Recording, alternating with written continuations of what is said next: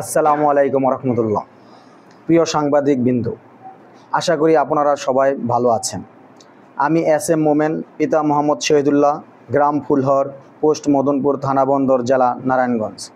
আমি ছাত্রজীবন থেকে ছাত্রদলের রাজনীতির সাথে জড়িত ছিলাম।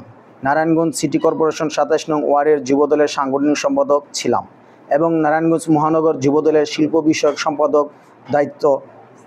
দায়িত্ব পালন করেছি। আমাদের সমগ্র পরিবারের সদস্যরা যুবদলের সদস্যরা শহীদ প্রেসিডেন্ট জিয়াউর রহমানের আদর্শের রাজনীতিকে ভালোবাসে। সাবেক প্রধানমন্ত্রী বেগম খালেদা জিয়া ও তারুণ্যের অহংকার তারেক রহমানকে ভালোবেসে যুবদলের রাজনীতি করেছি। যুবদল করার কারণে একাধিক হামলা, মামলা ও নির্যাতনের শিকার হয়েছি, কিন্তু দলের আদর্শ থেকে বিচলিত হইনি। নারায়ণগঞ্জ জেলা ও মহানগর বিএনপি এবং যুবদলের অন্য নেতৃবৃন্দদের সাথে আমাকেও স্বৈরাচার শেখ হাসিনা সরকার গাইবি ও বিস্ফোরক মামলায় আসামি করেছে। সে মামলায় ২০১৭ সালে গ্রেপ্তার হয়ে জেল খেটেছি। ২০২৩ সালে সোনারগাঁয় ভোজতলে এলাকায় বিএনপির ডাকা হরতাল গাড়ি পোড়ানো মামলায় আমাকে ও আমার বড় ভাই আল আমিনকে আসামি করা হয়েছে। ২০২৩ সালে ফুলহর স্কুলের সামনে টায়ার পোড়ানো মামলায় আমাকে আসামি করা হয়েছে। ২০২২ সালে ঢাকা বিএনপির সমাবেশে অংশ নিতে মদনপুর থেকে বাসে করে যাবার সময় মৌচাক বাস থামিয়ে আমাকে পুলিশ গ্রেপ্তার করে এবং এর কারণে সারাদিন সিদ্ধিরগঞ্জ থানায় আমার সাথে আরও ১৩ জনকে আটক করে রাখা হয়। যুবদল করার কারণে ২০২৩ সালে ফুলহরে আমাদের বাসায় ও অফিসে পুলিশ হামলা চালায়, যার ভিডিও ফুটেজ আমাদের কাছে এখনও আছে। ২০২৩ সালে ফুলহরে পুলিশে ব্যারিকেড দিয়ে গুগল দেশের বাগের মোমেন ভূঁইয়াকে আটক করে। আমাকে আটক করতে পেরেছে ভেবে পুলিশ উল্লাস করতে থাকে। পরে তার প্রকৃত পরিচয় পেয়ে তাকে ছেড়ে দেয়। তাহলে বুঝে নেবেন আমাকে আটক করতে পুলিশ কতটুকু মরিয়া হয়েছিল। ২০১৮ সালে জাতীয় সংসদ নির্বাচনের ৩ দিন পূর্বে আমাকে বাড়িতে না পেয়ে আমার মা, বোন ও ছোট ভাইকে পুলিশ আটক করে। আমার ছোট ভাই এর তখন অনার্স ২য় বর্ষের ফাইনাল পরীক্ষা চলমান।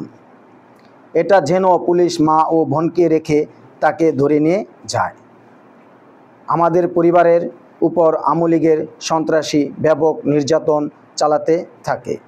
উপায় না পেয়ে তাদের অত্যাচার থেকে পরিবারকে রক্ষা করতে মনের অনিচ্ছা থাকা সত্ত্বেও বিভিন্ন কূটকৌশল এর মাধ্যমে মদনপুর একটি অনুষ্ঠানে যুবলীগ নেতা ওহিদের মিছিলে অংশ নিতে বাধ্য করা হয় এবং বন্দর থানা আওয়ামী লীগের সভাপতি এম.এ. রশিদ এর হাতে ফুলের তোড়া দেওয়ার জন্য বাধ্য করা হয়। কিন্তু তারপর ২০১৯ থেকে আজ পর্যন্ত আমি আওয়ামী লীগের কোনো মিটিং মিছিলে অংশ নেইনি এবং ফুল দেওয়ার ছবি ছাড়া আমার আর কোনো ফুটেজ কেউ দেখাতে পারবে না। সে ঘটনার পর থেকে আমি বিএনপির মিটিং মিছিলে নিজ উদ্যোগে অংশ নিয়েছি। আমি ও আমার পরিবার লোকজন হামলা ও মামলার শিকার হয়েছি, অত্যাচার ও নির্যাতনের শিকার হয়েছি, কিন্তু বর্তমানে আমাকে আওয়ামী লীগ নেতা বানানোর পায়তারা হচ্ছে।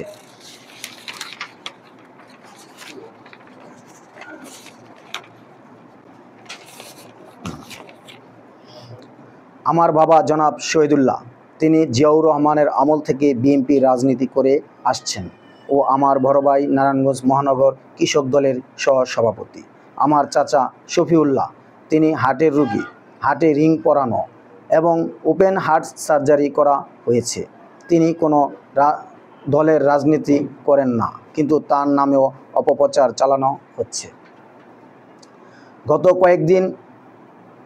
কয়েকটি পত্রিকায় নিউজ লেখা হয়েছে যে আমি যুবলীগ নেতা ওহিদের সহযোগী এবং তার ব্যবসা আমি নিয়ন্ত্রণ করি, যা সম্পূর্ণ ভিত্তিহীন। ওহিদ আমাদের সাথে পার্টনারশিপে ব্যবসা করত। এই ব্যবসার লাইসেন্স আমার ও শাহিনের নামে ছিল। পরবর্তীতে কৌশলে আমাদের কাছ থেকে হিসাব ও হিসাবের খাতা নিয়ে নেয় এবং ষড়যন্ত্র করে ব্যবসার লাইসেন্স ওহিদ তার ও তার চাচাতো ভাই আমজাদ এর নামে ট্রান্সফার করে নেয়। আর আমাকে তারা কোনো প্রকার হিসাব প্রদান করা বন্ধ করে দেয়।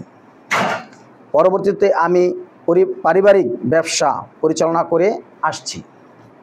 ঈদুল আজহা উপলক্ষে মদনপুর থেকে মদনগঞ্জ সড়ক পূর্বে পাশে আমাদের এলাকার শিল্পপতি আলহাজ আনোয়ার হোসেন তার ব্যক্তিগত বালুর মাঠে পশুর হাট বসানোর জন্য অনুমতি দিয়েছেন।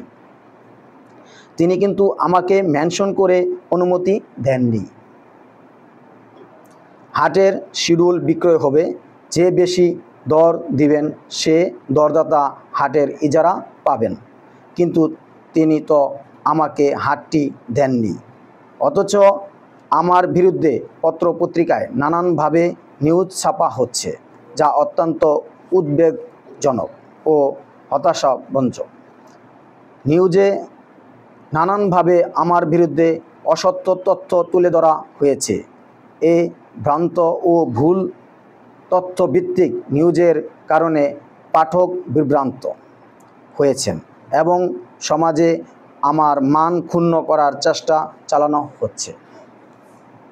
তাছাড়া হাটের অনুমতি দেওয়া হয়েছে রাস্তার পাশে, পূর্ব পাশে বালুর মাঠে। রাস্তার পশ্চিম পাশের সিটি কর্পোরেশনের আওতাধীন ট্রাক স্ট্যান্ড হাট দেওয়া হচ্ছে উল্লেখ করে বারংবার নিউজ লেখা হয়েছে, যা খুবই হতাশাজনক। প্রিয় সাংবাদিক ভাইয়েরা, আমরা আপনাদের শ্রদ্ধা ও সম্মান করি। আপনারা সমাজের আয়না। অনুরোধ রইল অবশ্যই আরও সঠিক তথ্য নিয়ে আপনারা সাংবাদিক পরিচয়